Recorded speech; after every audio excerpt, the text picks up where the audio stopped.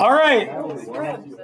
So, in this lesson, we are going to cover the Civil War and Reconstruction, 1861, all the way till 1877. Here we have an image of soldiers in what is called a bivouac. This would be an encampment. Over on the right, I'll break this down later. This is a political cartoon representing the passage of the 13th Amendment, the freedom of the slave, as we end the war and head into the era of Reconstruction. So, we are going to start off with Northern or Union advantages and disadvantages to get the war started. So, Northern Union advantages, an industrialized, stable market economy with a lot of factories, lots of resources, and more commercial ports than the South. Do keep in mind, as we talked about in Lesson 9, the South was in mass debt to Northern banks. It's estimated that that debt was at about $300 million. So the North pulled the purse strings, and they have the highest earning power at this period of time. A much larger population, it's estimated that there were 23 million people in the North at the dawn of the war. They had more manpower for the Army and the Navy. They had a much larger and stronger Navy compared to the Confederacy. The Confederate Navy was pretty weak. And Union naval innovation was rapid throughout the war. This is a war where we start with wooden ships and we end with what type of ships? Not yet. Close. Ironclads. Okay? But we'll get there. An already established and relatively powerful central government led by President Lincoln. Congress will be dominated by the Republicans because most of the Democrats were from where? The South. And what had most of these Southern Democrats done when the Confederacy started? They had seceded. There's very few Democrats that are left around. Now, there's some Northern Democrats in Congress. There's one Democrat from Tennessee that I'll talk about later, Andrew Johnson, who stays loyal to the Union. But most of the Southern Democrats have gone with the Confederacy. Also, Lincoln is going to expand the government, take control of railroads, as well as the telegraph systems to control the movement of goods, soldiers, and also to stay tapped into communication on the battlefield. Support from liberated and runaway slaves in the South. We also have support from abolitionists, people like Harriet Tubman, who served as a spy, a nurse during the Civil War. She even led a small detachment into combat. Frederick Douglass, he was kind of like the political force encouraging Lincoln to issue the Emancipation Proclamation, as well as encouraging Lincoln to recruit African-American soldiers. It's estimated by the end of the war, somewhere between 300 and 350,000 African-Americans served in the Union war effort. There's also a robust Union spy network led by a guy named Alan Pinkerton. Have you all ever heard of the Pinkertons before? The Pinkerton Detective Agency. We're going to talk more about them. They're also going to play an important role in the post-Civil War era as well. There's also better weapons technology thanks to the Industrial North and thanks to Eli Whitney's interchangeable parts. Weapons manufacturing in the Civil War is insane. We start this war with a musket. We end this war with a machine gun and a breech-loading rifle. All types of technological advancements occur in the Civil War in terms of weapons development. We're also going to see rapid development in medicine as well, but that's going to take some time. And we'll talk more about medical advancement later. Union or Northern disadvantages, they had to fight on foreign territory. Do keep in mind, most of the Northern soldiers that are fighting in the South had never left their communities or their states. They are fighting on foreign territory compared to where they had grown up. Some Union generals, prior to battles, had to go hunting for updated maps at local stores in the South to be able to effectively plan battles. I'll talk a little bit more about that as we move forward too. The Union had a pretty big problem in the East early in the war with really slow-moving and ineffective and inefficient generals. They were really good at organizing, but they weren't necessarily great at carrying out their operations. Guys like George B. McClellan, General Ambrose Burnside, General Joe Hooker, we'll talk about them. I mean, the command structure in the East is kind of crazy. Like when the war starts, the commanding Union general in the East is Winfield Scott. They give the command to Irvin McDowell. Then they give it to George B. McClellan. Then they give it to John Pope. Then they give it back to McClellan. Then they give it to Burnside. Then they give it to Joe Hooker. Then they give it to George Meade. And finally, who gets the command in the East and for all the Union Army by the end of the war? What famous Union commander? Grant. Very good. So it's a bit of a carousel for the generals in the East for the Union. To win the war, the North had to fight largely an offensive war on foreign terrain. That is a very difficult war strategy. Also, desertion. This is a problem on both sides. These are soldiers leaving their station. That's a problem for the Union. Desertion rates are estimated at somewhere between 9 and 12%. However, Lincoln does do something pretty smart in 1863. He issues an amnesty order that will allow Union soldiers to return to service without a military tribunal. But desertion rates in the Confederacy were even higher than this.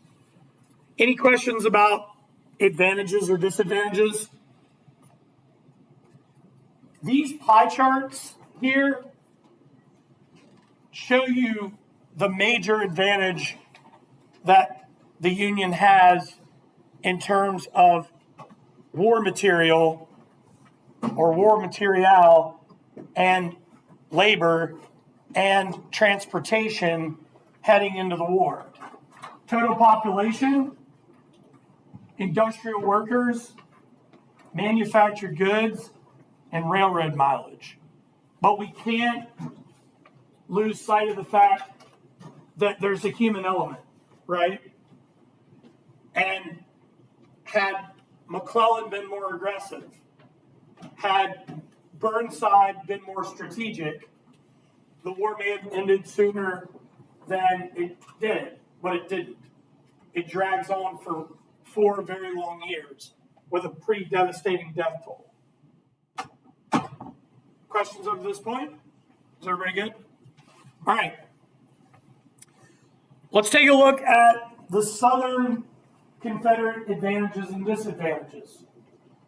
Southern Confederate advantages, they're fighting on their home turf most of the time. There's exceptions, right? Gettysburg, that's one.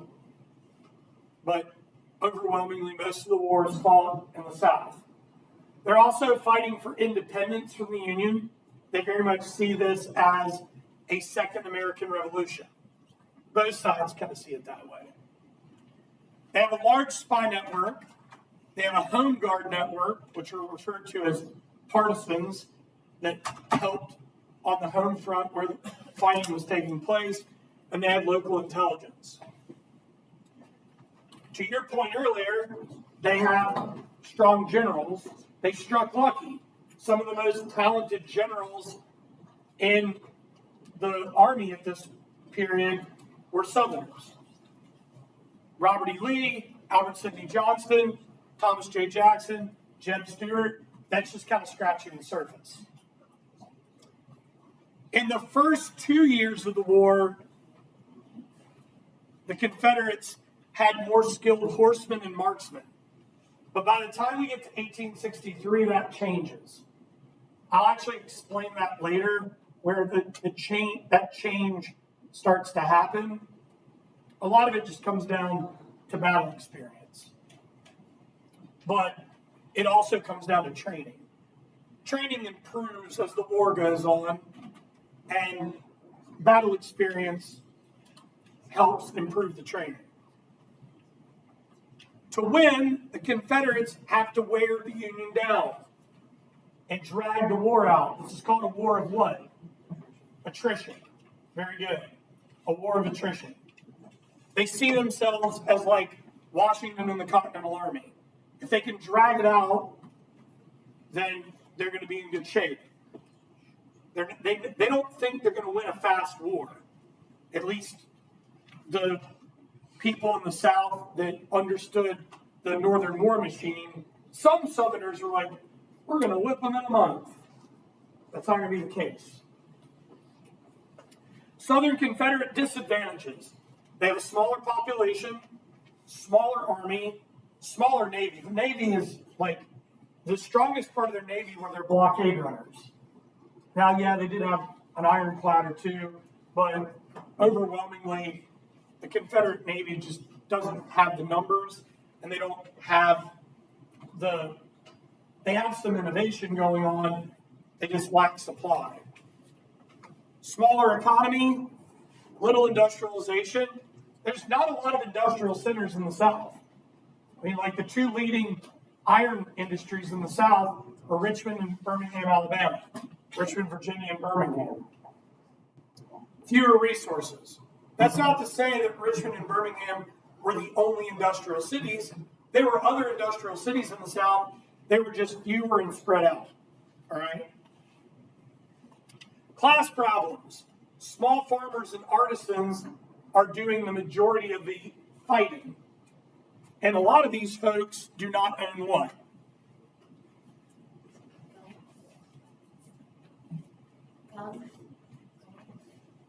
Most of them own guns. A lot of them actually show up with their own guns. I think this is important. A lot of these people that are fighting, they don't own slaves. But a lot of the people that are pushing this, the planters and the merchants and the politicians that want to keep the slave system going, not all of them are actually fighting in the war. So it very much becomes the story of a rich man's war and a poor man's fight. And this becomes distressing. That's what makes this war complicated on both sides.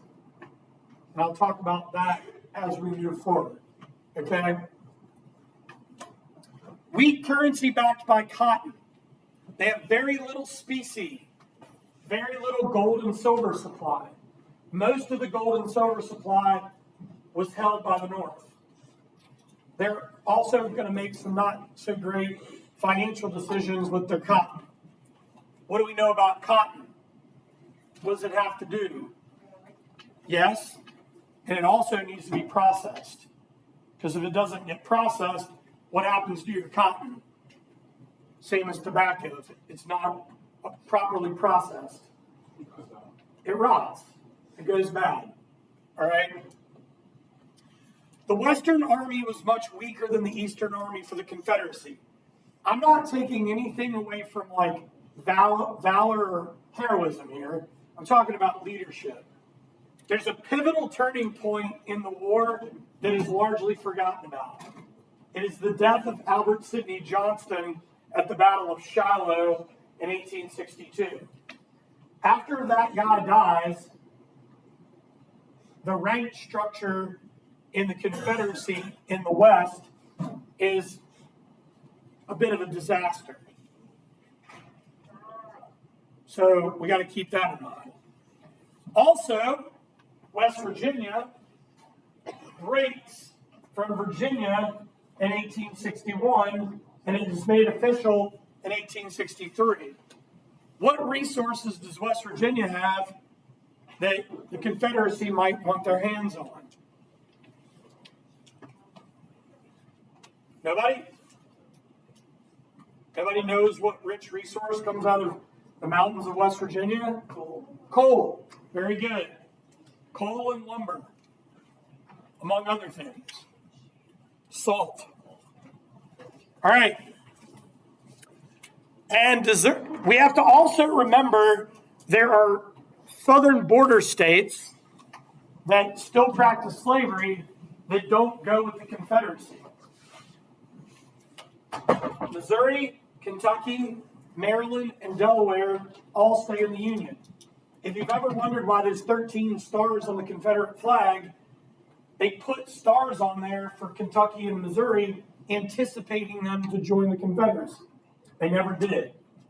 They stayed in the Union. We'll talk more about that as we move forward. Desertion rates were even higher in the Confederacy. Some historians say those desertion rates are even higher than 15%. Some put them at 20%. So, questions about Confederate advantages and disadvantages? All right. On the left, we have Tredegar Iron Works. Has anyone visited Tredegar before? Highly recommended. Tredegar is home to the American Civil War Museum.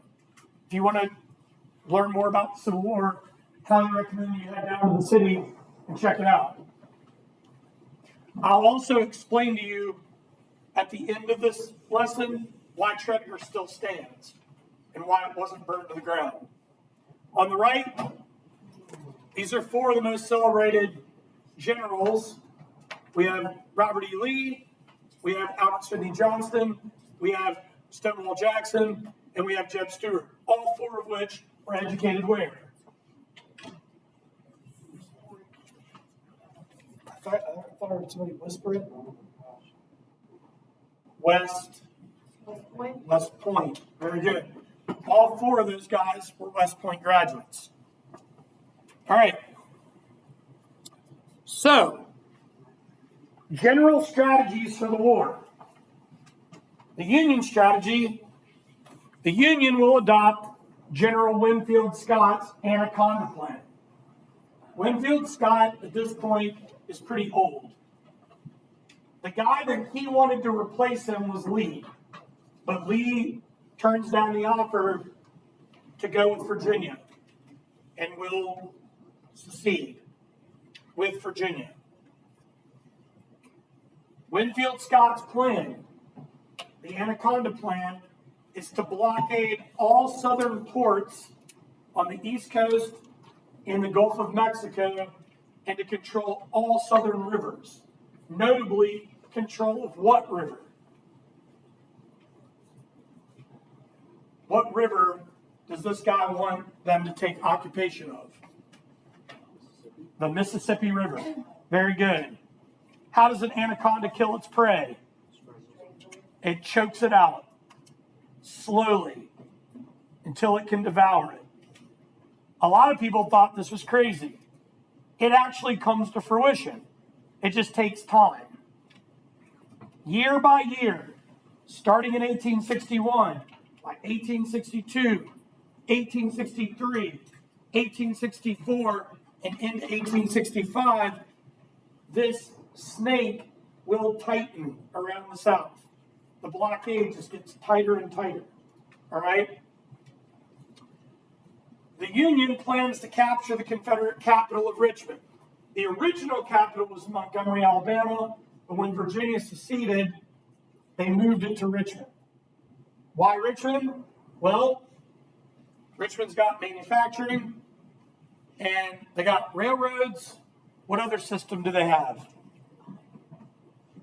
They have an iron industry, and they got a canal system, right? And the proximity to D.C. is not far. So, they want to capture Richmond. They will eventually get there, but they won't capture Richmond until the very end. Early days of April of 1865. They came very close in 1862, just 7 miles away. The Union also wants to keep good relations with Britain and keep them out of the war. Why? Why don't they want Britain involved in this war? Yes, very good.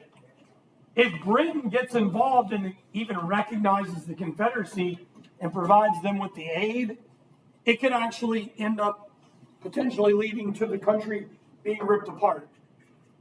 There are two instances where this came real close: the Trent Affair and the Alabama issue. In the Trent Affair, British officials were meeting with a couple of Confederate diplomats. U.S. forces board this British ship without the consent of the British, capture the Confederate diplomats, and are going to put them on trial. What is this a violation of? International law. This is a violation of international affairs and international law. They're not allowed to do that. So Lincoln releases the Confederate diplomats and says, one war at a time. Doesn't want to allow Britain to come into this war. Another issue was the Alabama issue, where the Brits are producing warships for the Confederacy. They're going to build for them the CSS Alabama, which is a war sloop. And the Union's like, what are you doing? You're supposed to be neutral. You cannot be building our enemy warships.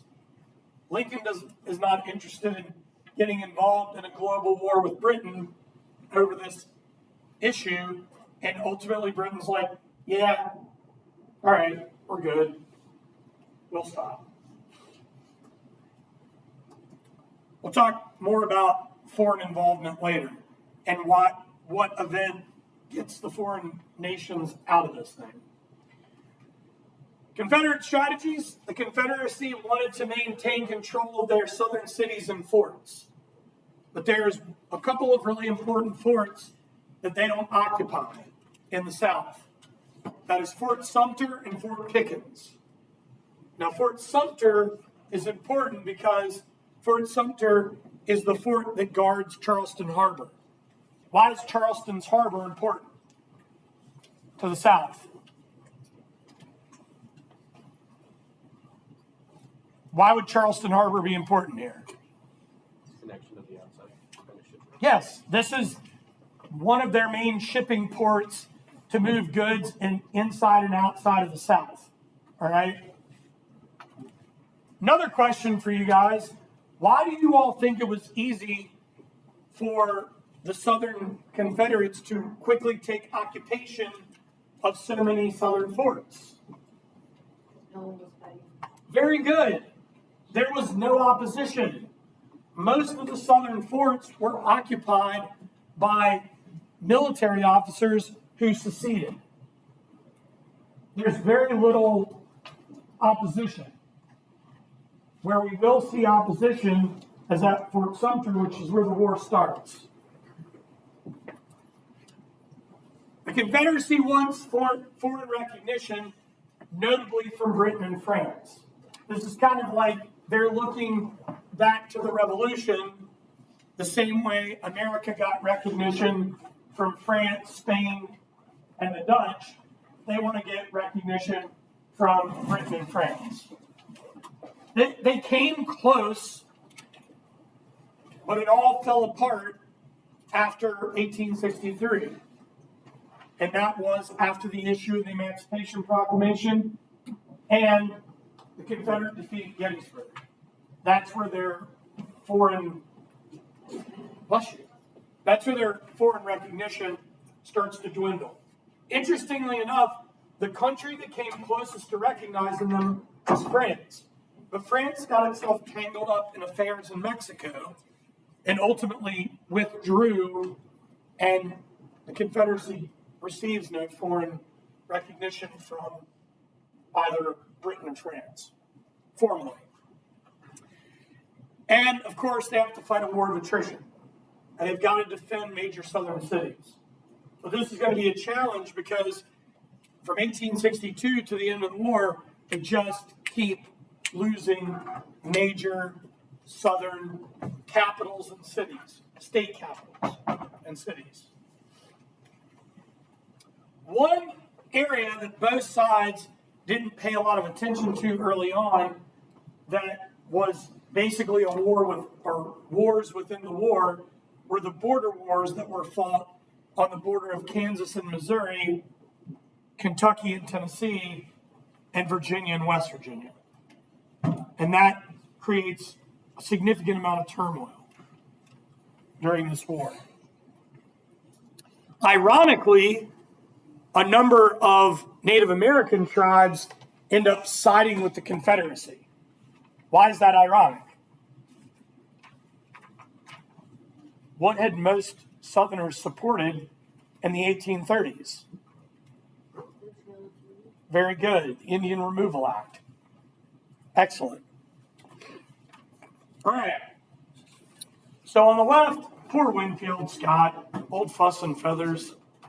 He couldn't even get on a horse at the start of the Civil War. But he had been a war hero of the War of 1812, and he'd also been a war hero of the Mexican War. So he was basically a strategist. He gives up his command, Lee turns it down, and they end up giving his command to Irvin McDowell, who doesn't keep it very long. That's Scott's great snake, or his plan, known as the Anaconda Plan.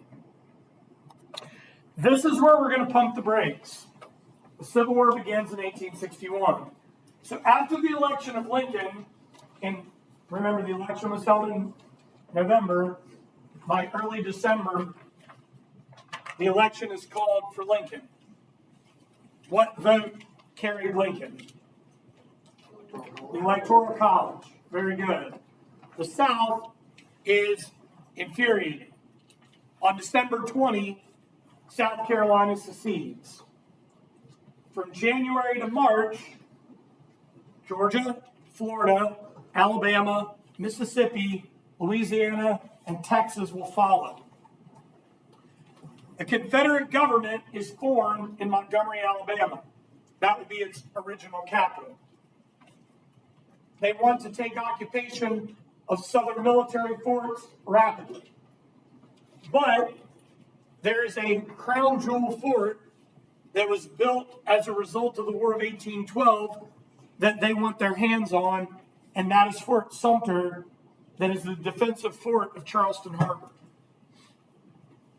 This is a very interesting anecdote of the Civil War at the start. There's a lot of weird anecdotes from the Civil War. It's very much a brother's war. Families and friends pitted against each other. So, at 4:30 in the morning on April 12, 1861, Confederate forces under PCT Beauregard will fire on Fort Sumter. Beauregard was one of the most highly decorated artillery cadets to ever graduate from West Point. His artillery instructor was Major Robert Anderson, who kept him on as an assistant instructor at West Point. It was kind of like a father-son, little brother, big brother, uncle-nephew type of relationship. So the start of the Civil War has student firing on instructor. The fort is bombarded because Lincoln was going to resupply the fort. Once Anderson surrenders the fort, a chain of events will occur. The fort surrenders, the war begins, Lincoln calls for volunteers, and 4 more southern states secede: Virginia, North Carolina, Arkansas, and Tennessee. Now the war is on. Somebody in another class asked, well, where was Robert Anderson from? He's from Kentucky. He was a Southerner, but he remained loyal to the Union. Winfield Scott, Virginian, remained loyal to the Union. There will be Southerners in this war that will remain loyal to the Union. There is some small skirmishing that will occur between Fort Sumter and Bull Run.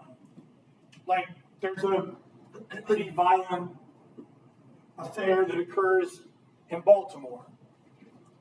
But overwhelmingly, why is there not much fighting taking place between April and July? Any ideas? Weather does have something to do with it. Anybody else? Nobody? No one is trained. This is like a period of time where they're trying to organize the armies, get people enlisted, get people mobilized, get people trained. All right? So the first major battle will occur on July 21st, 1861 in Manassas, at Manassas Junction along the stream known as Bull Run. Many of our battles go by 2 names. Some of them even go by like 5 names. But a lot of battles go by 2, and here's why. The South would typically name their battles after either a nearby town or a nearby marker, like something significant, a church or a courthouse. Whereas the Union would typically name their battle, the same battle, after a nearby waterway. Why? Why would the Union lean more toward naming battles after waterways as opposed to towns or landmarks? Very good. Rivers and streams, their names don't change on maps. Excellent job. They were permanent. Okay? In this particular battle, I want you to understand there's one word to describe this battle.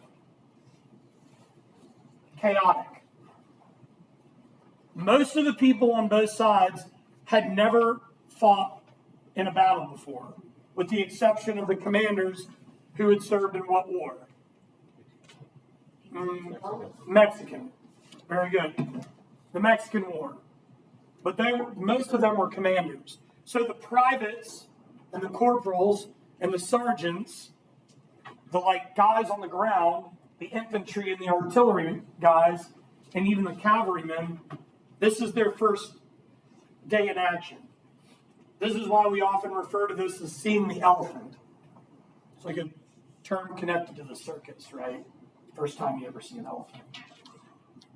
It's the first time you've seen battle. This is also quite bizarre because people in Washington, which is not that far away, are like, cool, this is going to be awesome. We're going to pack picnics and go out and watch the battle. This will be fun. So people stroll out there with picnics and bottles of champagne, and they're going to make a day of it. The Union holds a high ground there known as Matthews Hill. Confederates hold the high ground known as Henry House Hill. Initially, when the battle starts, the Union's winning the day. Confederates are on the run. They think that this battle is going to be a one-off end of the war. The whole thing's going to be over. They're stopping to pose for pictures and collecting souvenirs. But there is a Confederate general on the center line that's holding the center line that totally turns the tide of the battle. As people are retreating, this guy's holding his Virginia force. They're stuck. They're not moving. They're not retreating. They're waiting for an attack. And a Louisiana general by the name of Bernard B. is going to tell his men, look, there's Jackson standing like a stone wall, rally behind the Virginians. And the name sticks. And they turn the tide of the battle. And reinforcements show up by rail, and the Confederates totally inflict a rout, causing not only the Union Army to retreat back to D.C., but also those spectators are going to retreat as well, creating these log jams on the bridges with wrecked carriages, and is a disaster. It's a mess. Another problem, most everybody on this day in the battle was wearing what color? Blue. The Confederates don't have, they're going to adopt gray, but almost everyone's wearing blue. And if they're not wearing blue, they are wearing gray. But they're wearing gray on both sides because some guys showed up in their West Point uniforms. Some guys showed up in their VMI uniforms. There's also another confusing uniform there. It's called butternut. These are homemade uniforms that are brown. Another even more ridiculous, confusing uniform is called the Zouave. This is a French drill uniform that both sides wore and thought were super cool until they're in battle against each other and nobody knows who's who. Total chaos. 5,000 people missing, killed, wounded after one day.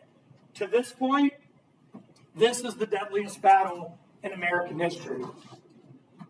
This battle, guys, it won't even rank in the top 25 of deadly Civil War battles. It'll be eclipsed over and over and over again. I mean, you think about like Antietam. In one day at Antietam, 23,000 people missing, killed, wounded. One day. Also, a month later, or less than a month later, the Confederates have their first victory in the West. They win the Battle of Wilson's Creek in Missouri. In the fall, the Confederates win the Battle of Ball's Bluff. What will happen going into 1862 is an event known as, it's a psychological event, known as the Bull Run effect. And this effect or impact on both armies has some consequences. The Union thought this war was going to end quickly. They'd been defeated 3 times, twice in the East and once in the West, in the opening engagements of the war. But this also makes the Southern Army a little too confident going into 1862. We got to keep that in mind. Now, it's not that the Union didn't have success in 1861. They did. Coastal success. They start to take coastal cities to follow through with the blockade. And it's starting to work. It's not perfect, but it's happening. And they're also taking runaway slaves as contraband. And this is very early on when former slaves start to be absorbed by the army and start to be brought in as spies and later will be brought in as soldiers. So that's where I pump the brakes for now. Questions, comments, concerns? Everybody good? Yeah. Was service voluntary? Or was it like a grant? Up until 1862, which I'll talk about here shortly. So on the left, Fort Sumter. On the right, there's the chaos of Bull Run. That's a guy wearing a Zouave uniform. Do you guys remember seeing that at the museum? It was on display at the Museum of History and Culture. All right. Let's take a breather.